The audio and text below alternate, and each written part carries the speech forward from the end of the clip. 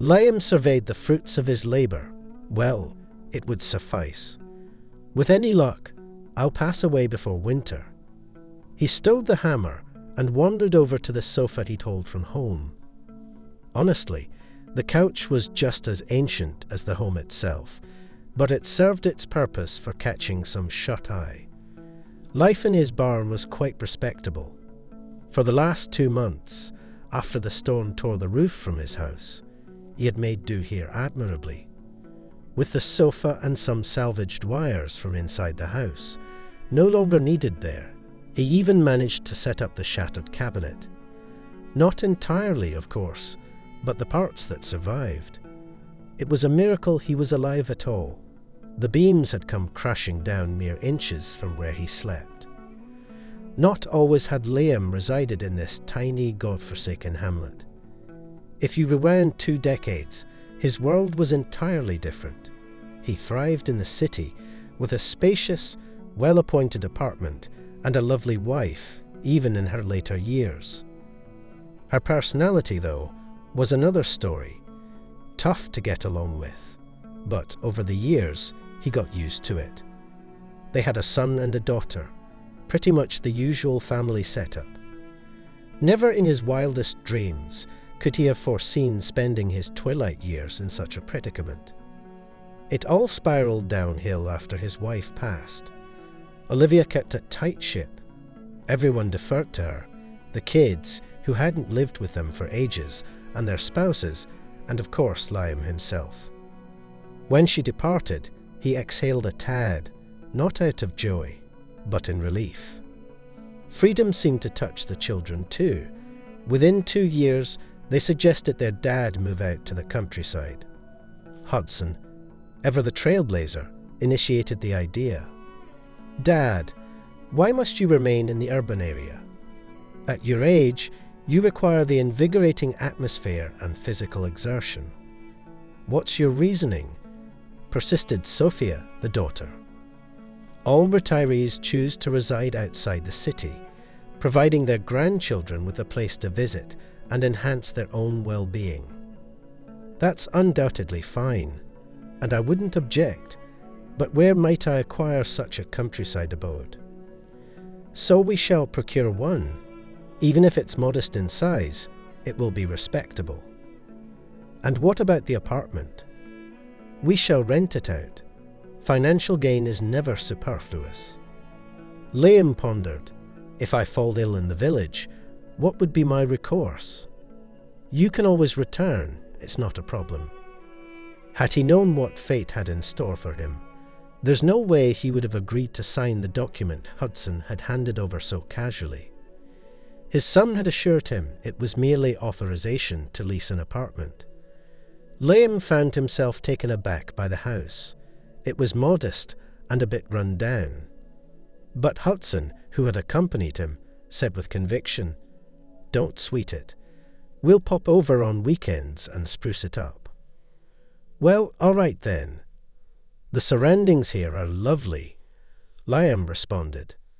Hudson helped him lug the suitcases inside, mentioned he had errands to run, and promptly left. That was the last time Liam laid eyes on his son, nor did he ever see his daughter again. At first, he waited patiently, but soon enough, the grim reality started to dawn on him. In desperation, he enlisted the help of his neighbour's granddaughter, who occasionally delivered groceries and medicines to her grandma. He asked if she could go back to his city apartment to check on things. The news she brought crushed him. The flat had been sold off a year ago. Devastated, he returned to what used to be his home, collapsed on the couch, and wept bitterly. If it weren't for his kindly neighbour, Amelia, he might never have gotten back on his feet. At the ripe age of 70, I ventured forth, attending to chores, stirring pots, and sharing tidbits of village gossip. But as the sun rose, he resumed his grueling labour, awakening to the realization that he had become irrelevant. Why bother? Amelia's granddaughter proposed legal action against the offspring, yet he adamantly declined, stating, "I won't lift a finger. nor do I desire to lay eyes upon them. I must bear the consequences of my actions. Let it remain as such. The tale remained concealed from prying ears, but he confided in Amelia. A prolonged silence ensued, until she finally uttered, "Well, my dear, countless years." Liam merely gestured dismissively with his hand. Time had bleached his hair to a stark white over his years in the village. At his arrival, his hair still sported a few peppered strands of black, but now, as he jokingly admitted to Amelia, "I'm basically a walking snowfield." Amelia chuckled and inquired, "And what exactly does a walking snowfield look like?" Both of them burst into laughter over the remark. Liam was endlessly fascinated by this woman. 4 decades earlier, she had faced the heartbreaking task of interring her husband and 2 sons after a tragic boating accident. Subsequently, she took 2 orphaned girls under her wing, raising them as if they were her own flesh and blood. Perhaps, back then, society was more supportive. Even with all she had endured, she still found reasons to laugh freely like a youth at Liam's awkward attempts at humour, clapping her hands against her vibrant, billowy skirts. These skirts swirled around her, reminiscent of the flamboyant garb of gypsies, each one a swirl of vivid hues. A moon ago, an unprecedented hurricane roared through the village, leaving destruction in its wake. While it had merely skirted the outskirts, Liam's humble abode bore the brunt of its wrath. In fact, the force of the wind alone seemed enough to topple his dwelling. Miraculously, he managed to survive, but the realization dawned upon him that rebuilding was an insurmountable task. Despondency settled in, and he found solace only in the prospect of a timely demise. Amelia, her heart full of concern, implored him, my dear, my darlings rarely gather all at once, and we have ample space for everyone. I beseech you, Liam, do not spurn my entreaty. In the twilight of your years, it is unseemly to wander aimlessly amidst the corners of others. If winter does not claim you before your time, then we shall reassess. You certainly have a gift for weaving grand tales, like a stallion with an oversized tongue. Perhaps you should summon death itself, he retorted, chuckling. Folk wisdom rings true. Age alone does not beget wisdom. Amelia sighed, waving her hand dismissively, and departed. Though their exchange had been less than wise, she conscientiously visited him each day, bringing forth a pail of milk from her loyal goat, Billy. Liam could hardly stomach the taste of goat's milk, yet he managed to gulp down half a litre in one swift motion, to spare Aurelia's feelings and hasten the unpleasantness. Curiously, he began to feel a tad better as he reluctantly sipped the unappealing beverage. He took extra measures to ward off the chill, even though the calendar declared it to be summertime. The nights were hauntingly cold, with a relentless drizzle dampening everything in sight.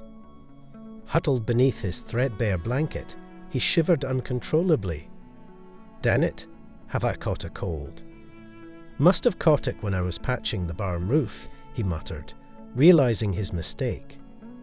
By morning, the situation had taken a turn for the worse. Within the confines of the household, there surely existed a stockpile of medication, but Liam lacked the fortitude to reach for it. Closing his eyes, he made peace with the notion that his time had come. He would not put up a futile resistance.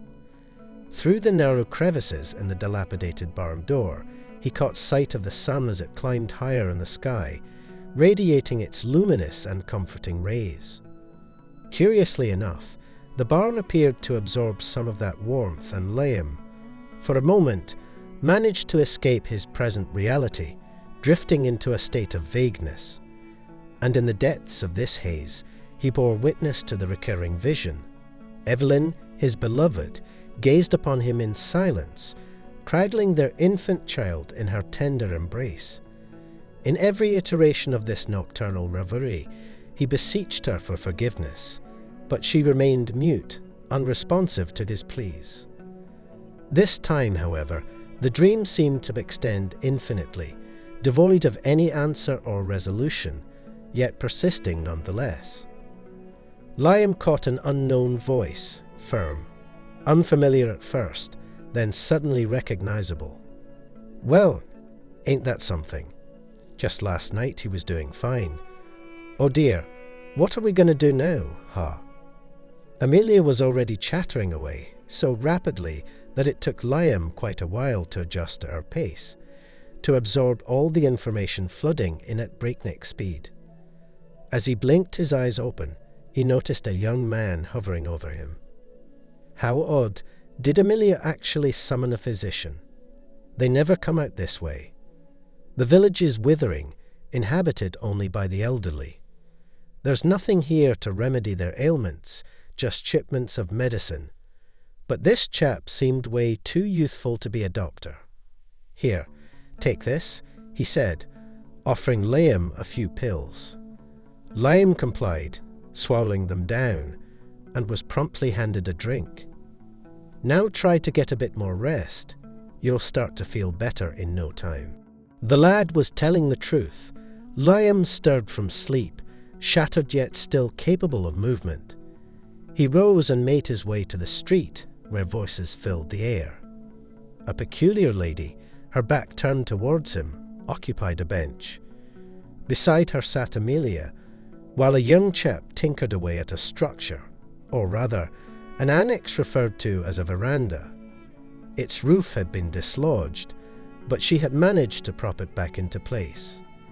Repairs were in order, yet the roof hung precariously, on the verge of collapse.